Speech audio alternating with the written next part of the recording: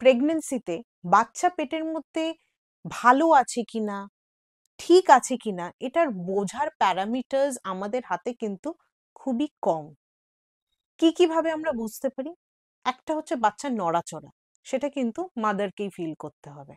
Second হচ্ছে fetal heart sound, যেটা gynaecologist বা সিস্টাররা শুনে থাকেন, হার্ট সাউন্ড।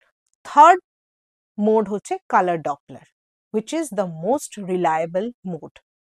ফিটাল মুভমেন্ট মারা যেটা বলছেন ওটা সাবজেক্টিভ।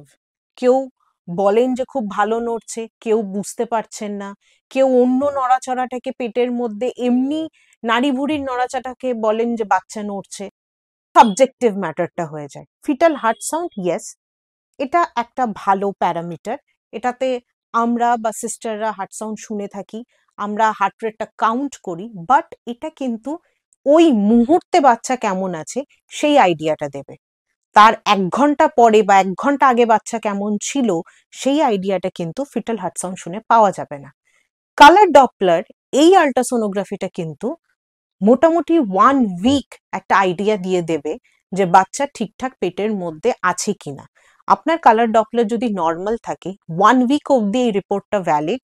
1 উইক অব্দি নিশ্চিন্ত থাকা যায় যে হয়তো বাচ্চা ঠিকঠাকই আছে, যদি ফিটাল মুভমেন্ট ঠিক থাকে।